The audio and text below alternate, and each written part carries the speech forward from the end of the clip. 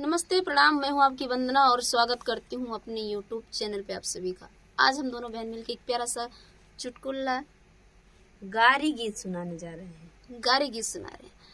तो ये गारी गीत आप लोग को कैसे लगा कमेंट बताइएगा। और ये गारी गीत जा रहा है किसी गुड़िया 659 के रिक्वेस्ट पे। गुड़िया 659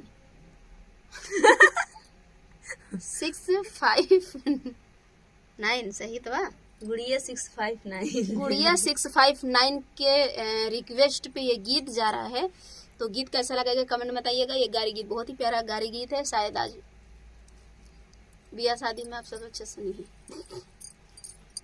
तू आवा समधी साले खेलाइब गुल्ली डंडा, तू आवा समधी साले खेलाइब गुल्ली डंडा, तू आवा समधी साले। आपकी मम्मी छल छबीली हमार पापा गुंडा, आपकी मम्मी छल छबीली हमारे पापा गुंडा। चला वही हीरो हंडा खेलाइब गुल्ली डंडा, चला वही हीरो हंडा खेलाइब गुल्ली डंडा, चला वही हीरो हंडा। तू आवा समधी साले खेलाइब गुल्ली डंडा, तू आवा समधी साले खेलाइब गुल्ली डंडा, तू आवा समधी साले।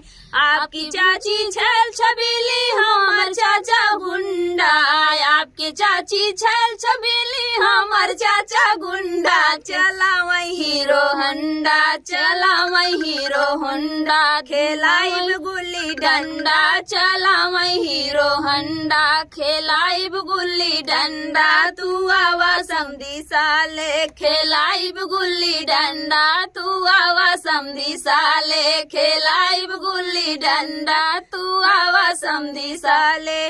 आपकी दीदी छल छबीली हमर भैया गुंडा, आपकी दीदी छल छबीली हमर भैया गुंडा। चला वही हीरो होंडा, चला वही हीरो होंडा, तू खेलाइब गुल्ली डंडा, चला वही हीरो होंडा खेलाइब गुल्ली डंडा, चला वही हीरो होंडा। तू आवा समधी साले खेलाइब गुल्ली डंडा, तू आवा समधी साले खेलाइब गुल्ली डंडा, तू आवा समधी साले।